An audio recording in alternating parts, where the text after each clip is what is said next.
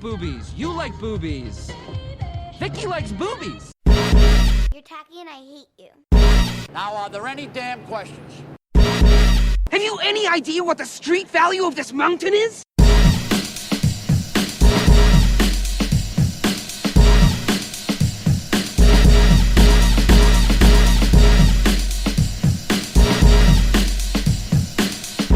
This is a nice fish, you know? Big fucking eyes, but a nice fucking fish. No topic too absurd, no statement too asinine, no question too interesting. That's right, folks, it's interview season. We have got a lot lined up, but our first and, who knows, maybe our best, is a man who goes by the name of Benjamin Hunting. Benjamin, please, you know what? No, I tripped over myself. You did. Who else is with us? Who else is with us? I am Justin. That's the us. The other us. Who's the other us? I'm Joe. That's Riker and Troy back there, by the way. That is Riker and Troy. Yeah, it is. Full shore leave regalia, too. Nice. It starts early. Joe just, I don't know if anybody heard that, but Joe got hard. So did Riker. Joe filled the cup. Oh, okay, Ben. Would you like to lay out the project you're not even working on? The project that is active right this minute on Kickstarter. That's right. It's called Model U.N., and it is a part one of a 100-page black and white manga story about aliens mistaking a high school Model UN club for the actual United Nations and forcing a group of high school teens in the 90s to negotiate the fate of the Earth over the course of one crazy weekend. It's a perfect elevator pitch. And it's interesting, in there you said it's 100 pages. One of the rundowns I read online, it was a 54-page self-contained. Who's lying here? It's, well, it shouldn't have said self-contained, but it is 54 pages. It's the first part of the book. Okay. That was going to lead to another question of whether or not there would be others going down the road, but obviously it's at least a two-parter. Do you think anything beyond there, or is it self-contained in those two? I gave myself the challenge of getting this story told in between 100 and 120 pages just to see if I could do it, so it's going to be pretty tight on that. Okay. And also, part of the article, one of the articles I read, was that this is directly related to some issues that came out of your high school time. When did you go to high school? What age bracket are you talking about? You don't remember the 90s alien invasion in high school that we all went through? That was a pretty big deal. It was all over the news. They did a good job covering that up, your Model U. They did. They murdered so many witnesses. It was tragic, but it had to be done, I guess. I went to... So I got expelled from public high school when it was in the 90s, mid-90s, because I had a smart mouth, and where I grew up and where I live now in Quebec, it's 90% French speaking, so there's not a lot of English schooling options available. And I had to go to a very small private school as a scholarship student. That was the only choice available to me. And it was based on the whole British boarding school mentality. So there were like prefects and compulsory sports and all sorts of fun stuff like that. And it was hell. It was like a really bad time in my life. So I wanted to try and take that experience and turn it into something good and something funny and look at all the absurdities that I experienced when I was going through that. And I poured a lot of that into this particular book. So, like, you would be the alien in that situation, or you're the student dealing with aliens? Well, the way I kind of positioned it was to examine the absurdities of the hierarchies that children get forced into in these kinds of institutions, and then juxtapose that against the hierarchy of these aliens who have a big doofus leader who can't admit the fact that maybe they're wrong and maybe this isn't the actual rulers of the earth that they're dealing with. And when you have those two kind of hierarchies colliding, you can get a lot of comedy out of that. And that was kind of my goal. The basic breakdown has a little bit of Lilo and Stitch feel to it, with like a galactic, overarching community fucking up royalty. That's right, we're very R-rated here. Fucking up royalty. Would you say that's an inspiration? No, Lilo and Stitch was like just a little bit after the time where I would have been interested in Lilo and Stitch. That was like I was aware of it, but I wasn't a fan or an audience member when I was growing up. One of the things I noticed on the sample page in one of the articles I read was a character bio. Now, yes, I was a 90s comic kid, and there were a few things more interesting than reading a character bio and just drinking in all that information that someone would ask you about later on when they wanted to know whether or not Superman would beat the Hulk. It's so much fun, right? Like it's like for me it was a way to cheat, because with 100 pages you can only do so much character development that isn't tied directly to the narrative. And then I was like, you know what? These kids are in high school, so that means they're graduating, so that means yearbook is like an important thing to them. And then I was like, what if I combined yearbook with like the fighter selection screen from like Tekken or Mortal Kombat or something, where you would have their most interesting points and their least interesting points and like weird facts about them. And then I was able to sprinkle those through the book, not just for the main characters in the student side of things, but also some of the aliens got a few of those too. It was a lot of fun to do. I think they'd be as important, if not more important, because you could kind of guess the way a human acts based on the way they dress. Alien's alien. Alien's always going to be alien until you get to know it. You get to do some like a shortcut to world building a little bit with the aliens, doing it that way.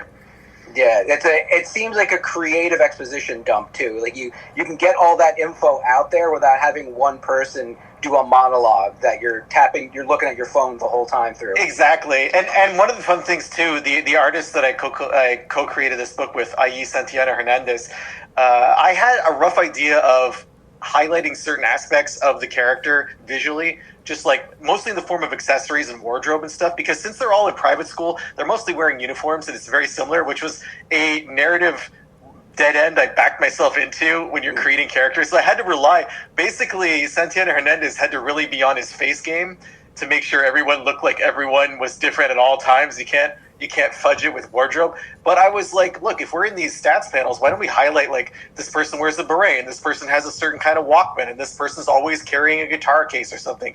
And the way he did it by sprinkling them in at the bottom, I had envisioned some kind of like zoom in on like an arrow pointing to the wrist for the watch and an arrow pointing to the Walkman. But the way he integrated it was just, as always with any artist I collaborate with, is just so much cleaner and more interesting to look at. So I was really excited that he was able to do that. It's good that you brought him up right out of the gate and the collaboration aspect, because I was wondering, when it comes to the aliens, how much did you put on the page and how much did you allow him the freedom to mess around with? So when I first approached him about the project, I had no idea what the aliens looked like. I really didn't. They were just, I wanted something that was very distinctly other, but I wasn't sure what that would be. And we, working together, without spoiling things too much, he came up with a really cool way to present how the aliens look when they're interacting with the humans, and then how they look when they're interacting with each other on their ship. And that was something I hadn't considered, like that kind of dichotomy of how these creatures might present themselves. And that was a really big contribution that I was really grateful for.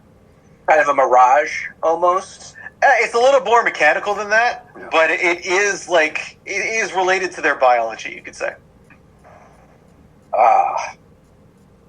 Not like Riker and Troy related to their biology, but... Well, we all know as soon as he shaved that beard, it ruined that movie. You know what is funny is I was once at a Comic-Con event where a very good friend of mine asked William Frakes if he was forced to wear a girdle during the 2nd through 7th seasons of Star Trek. And he didn't answer, but Marina Sirtis did answer because she was so upset by the question. But she told him that they were told by Paramount that they all had very nice, cushy jobs on this great TV show. And wouldn't it be a shame if they lost those jobs because they didn't look after themselves physically? And it was this horrible, like, negging them into changing their bodies thing. And now I think about every time someone mentions the beard, that's what I think about. Like, a very uncomfortable meeting with Paramount executives. I mean, I can imagine the beard is just an aesthetic thing. Like, you know what? For the movie, we got to lose the beard. Or, you know what? There's something about you want to change. Why don't you try a beard? You're looking a little fat. How much tact do we imagine Paramount executives actually having too, right? No. Paramount, not very. No. Well, now that Frakes is like the main Star Trek director, he usually has like the best episodes of all the new stuff. That's true. So he got the last laugh, I guess. Yeah, I know the gargoyles money. Now he's in his 70s. They don't give a rat's ass what he looks like when they get him on the screen. Yeah. Picard season 3. Come on. Did you have something you were going to ask, Justin? Are you done with your line of questioning? Because I'm going to go outside of the... I can always come back. Okay. Ben, we Yes. we obviously can tell now that you are a Star Trek fan. Yes. What are some of your other nerddoms? Yeah, because we're going to give Joe 5 minutes at the end of the show. Yeah, Joe's going to get about the Star Trek right out, but I could go with Philip K. Dick, who was like a huge influence on me, especially when I was younger. I discovered his novels probably when I was like 15 or 16, and I never really encountered a writer who was questioning the concepts of like shared reality and objective reality, and whether what I experience is the same as what the person beside me is experiencing, and even if it's possible to know that. And I found that absolutely fascinating, and I devoured all of that work. And then kind of on a similar plane was David Cronenberg, who I discovered a little bit earlier, and he's a Canadian, mostly horror, but also difficult to classify some of his movies, where he looks at reality from a very physical standpoint. I guess you could call it body horror, but the idea of using like physicality as a gateway to other experiences or other perceptions of reality. Movies like Videodrome and The Fly, I guess, are like the very extreme examples of that. But The Brood was a really messed up one. Yeah, and Existence as well, where like there's all the physicality allows you to connect to a network that allows you to be in touch with other human beings and whatnot. So that kind of stuff, I saw that like way too young. I had no idea what was going on, and it messed me up. Like I saw Naked Lunch around that period as well, which completely incomprehensible, but like it haunts you, you know? I only saw images of Naked Lunch because if we can throw our ages out there, I'm 45. I'm guessing. As am I. Okay, so we're in the same mindset of you see images from Naked Lunch, you see the mugwump, you see all the puppets and stuff, you see the typewriter just in a still image, and you go, holy shit, I need to watch this. I'm so happy I didn't as a kid. I watched that for the first time last year and was so happy I'd never seen it before. That would have fouled me as a child. Up here in Quebec, so our broadcast standards are very different from the United States in the sense there's this concept called the watershed, which is around 9 o'clock at night, and everything that's broadcast after 9 p.m., the broadcaster can assume it's an adult audience, and you can show absolutely anything. There's no the complaint system doesn't work the same way up here. So the way this translates into Naked Lunch is there were a lot of French channels that would dub these movies and show them at night, and I was still awake, and I would end up seeing things that like should never have been broadcast on television. Like it just, these are really out there movies, and I had no like guidance as to what was happening on the screen. I didn't know who Burroughs was, you know, like I was just watching a really weird movie with really weird typewriters. Yeah. For Cronenberg, dude, the thing, he was a huge body horror. I totally agree. In the 80s, and like he wasn't Altered States. That's right. He didn't do Altered States. But that is similar in theme. Yeah. Yeah. And then the early 2000s, he kept with what you were saying, I think, with the physicality of what he was like, Eastern Promises and History of Violence. Yeah. Did you watch Crimes of the Future? I haven't seen Crimes of the Future yet. I understand it's sort of a return to form. I understand also that was a script he wrote a very long time ago and couldn't get made, which might explain its similarities to his earlier work. Yeah, he had done, one of his earliest films was Crimes of the Future. But this, from what I didn't see the original, this is a completely different takeoff. And yeah, the body horror is different in that it's accepted by some, but completely unacceptable to others, and those are the ones in power. So, a very thin analogy, isn't it? Yes. There's a lot of allegory for many different things going on in that movie. Yeah. But if for nothing else, the soundtrack alone is worth checking out. Okay, I definitely will then. I'm going to stop putting it off. We live in a world where every successful story gets translated into some other kind of medium. It gets put on one screen or another. Is that a goal, or is that just, if it comes down the road, you'll deal with it? If it comes down the road, we'll deal with it. I went through part of that process with an earlier book I wrote called Code 45, which was published by Scout Comics in 2021. And we had the whole like meetings with producers and shopping agreements, and it was surreal and intensely negative in some ways, and I'm not eager to repeat that process, so I would do things very, very differently if it ever came up again, I would say, in a diplomatic way. From the outside, we've never had that, because we also have a comic book of our own, and haven't gotten into that stage of things. But it seems so like, you'd be so giddy going into it, and then as soon as you get in the room, It's almost like you're a zoo animal locked in a cage. That's a really accurate way of putting it. It's like it's strange to be having conversations with people who are ostensibly wanting to adapt your work, and then you don't hear from them for a couple of months, and then suddenly they have a script for you written by someone you've never heard of, and they're trying to find a director for that script, and you're like, well, can I read the script that you wrote about this work and that you didn't tell us you were doing? And it all falls apart from there, right? It is a very strange world where a lot of people just want to feed you a lot of bullshit, and you have to be extremely aware of that. I guess it's not different from other forms of media in that way. But as a first experience, it wasn't great. Anything corporate. The higher you get up the ladder, the more shit you're being fed. Yeah, and you start to feel a little bit like a product, like you're just being packaged to be thrown into a content machine, which in some cases I guess is fine, but it's not always how you want to go with this kind of stuff.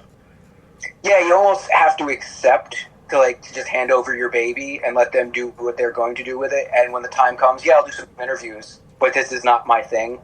Yeah, I rented out my mind to them. That's definitely one way to approach it for sure. And I wish we had been given that option instead of what transpired. It's interesting, if in Quebec, that you're not a French speaker, or you didn't. Well, I'm the term up here would be Anglophone. I know that's not really used very much in the U.S., but it's about, I would say, 8% of the population speaks English as a first language. I'm fluent in French because, everyday society here is French.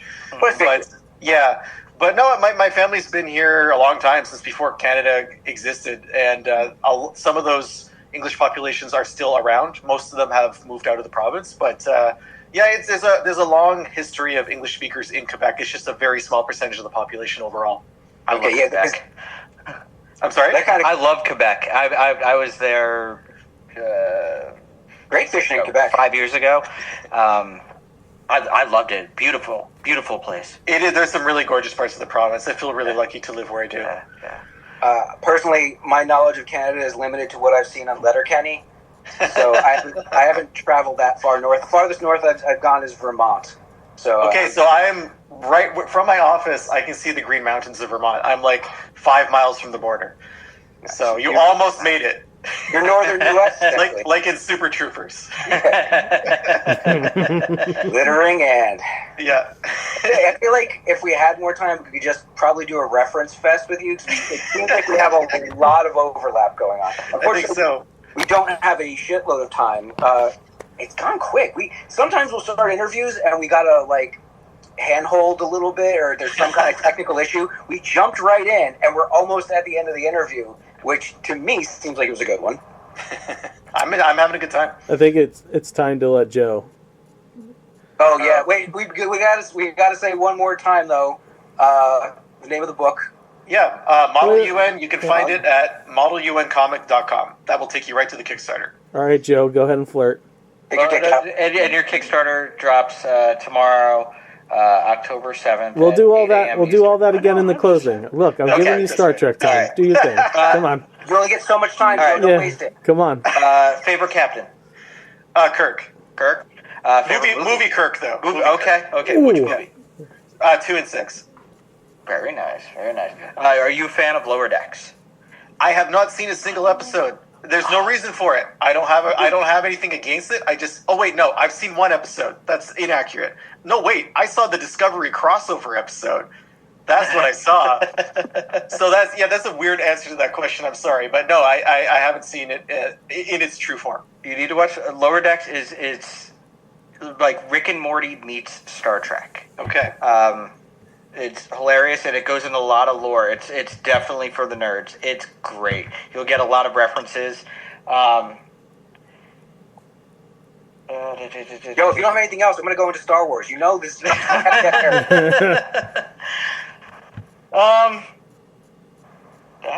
it. I'm just happy that it's a Star Trek fan. Fine, I'll do it for you, Joe. Favorite ship? In all of fandom? Well, I would say Trek, but all of fandom might be a better one. In all of Trek, I would say movie Enterprise for sure. Yeah, it's got my heart. Regular? A, B, C? Regular with no A, because A was kind of a lemon. A was a lemon. Yeah, Star Trek 5 when nothing worked. Yep. And Scotty was banging his head on stuff. I mean, come on. Yeah. E might be the best. That thing is so fucking sleek. B? E. Oh, E. Yeah. First Contact? I mean, that thing is beautiful. It's more of a warship. I mean, let's face it. Yeah. D is like...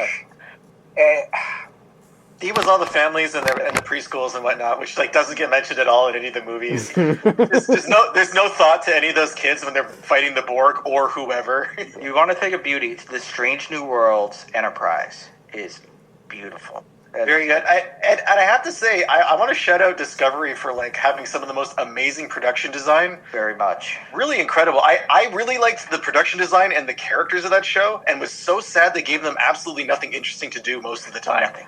That was so strange to me. I think that's a result of the Abrams effect. They realized if you put a lot of money into the look, more eyes will turn to it. Maybe. Because of Discovery, we got Strange New Worlds. Yeah, and that's been fantastic.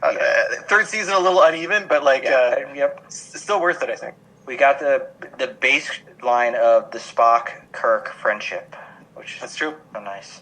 Very true. So, given that you have a Troy Riker right in our faces here, and a Spock, is a Spock? Oh, there's a little Spock bubble. Yeah. Oh yeah. Would you say you're more of a Trekker than a Star Wars, or even Star Wars at all?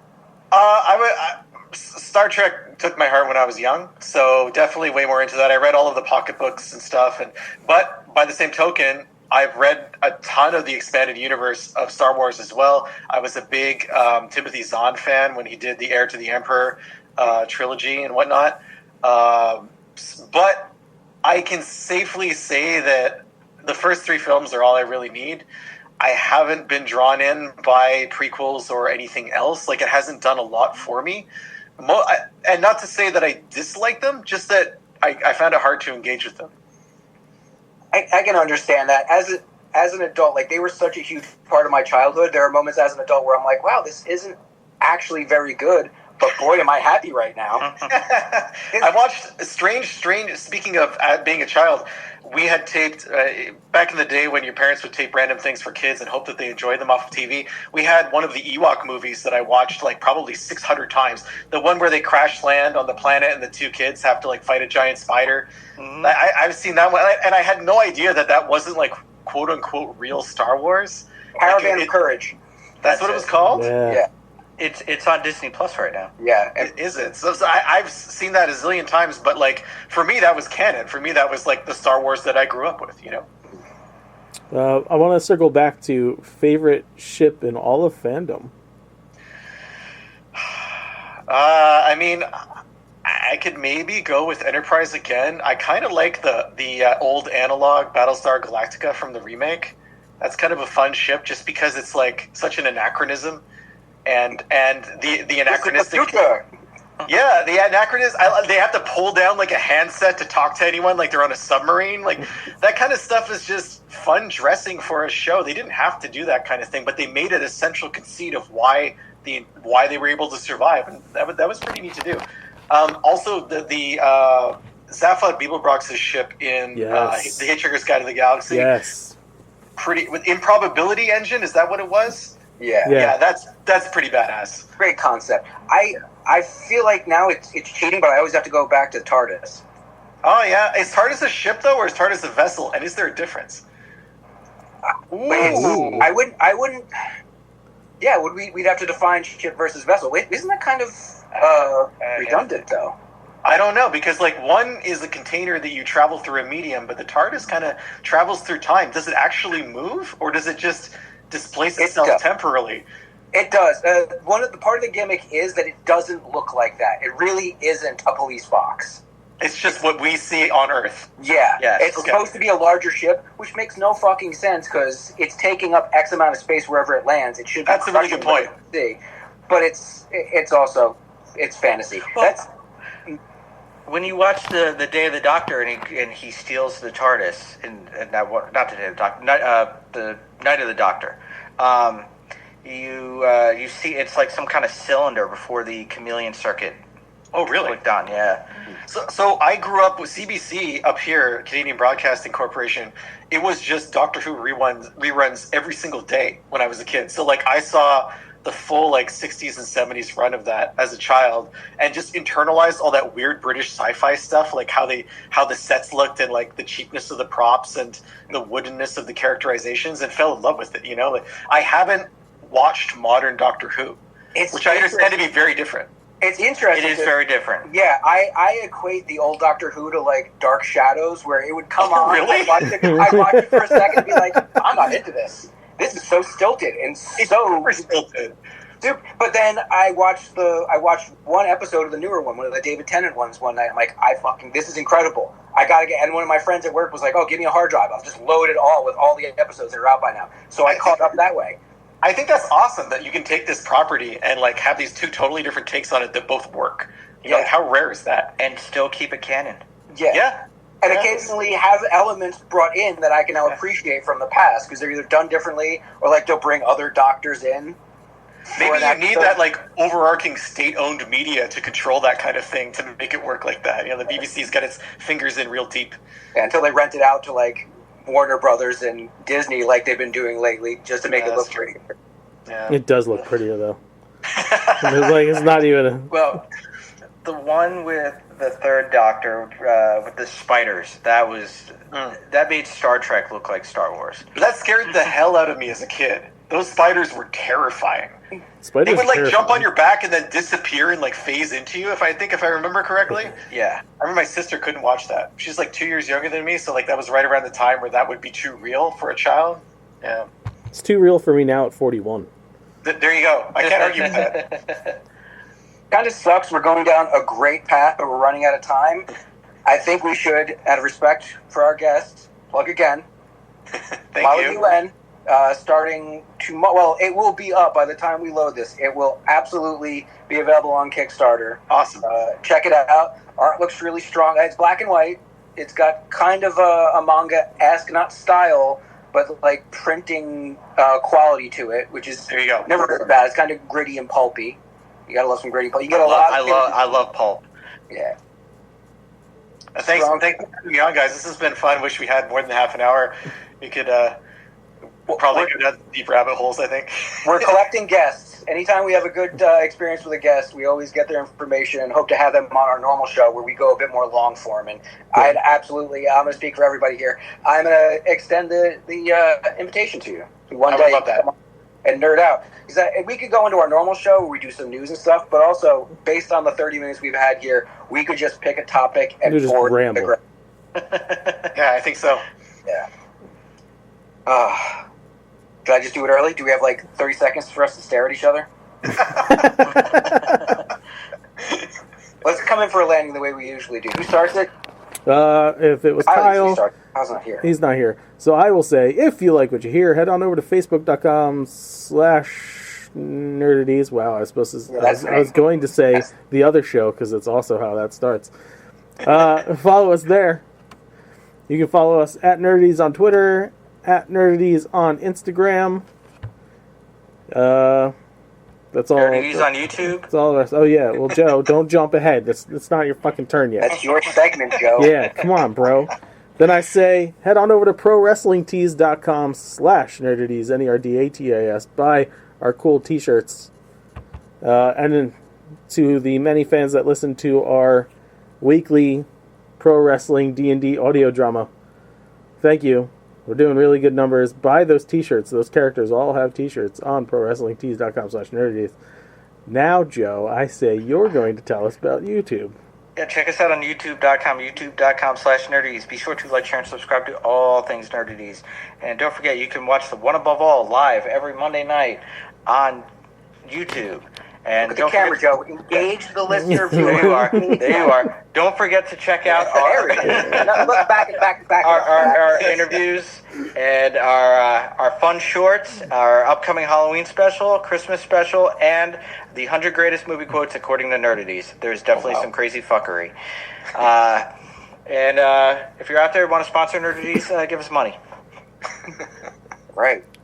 The opinions of the Nerdities crew are idiotic and poorly thought out, but don't worry, next week's will be far more insulting. See that, Joe? I'm looking directly at the camera. I'm taking it in. You keep fucking up like this, you're not going to get your 5 minutes next interview. Fuck bye. Fuck bye. Because of the end of civilization, the Clamp Cable Network now leaves the air. We hope you have enjoyed our programming, but more importantly, we hope you have enjoyed life.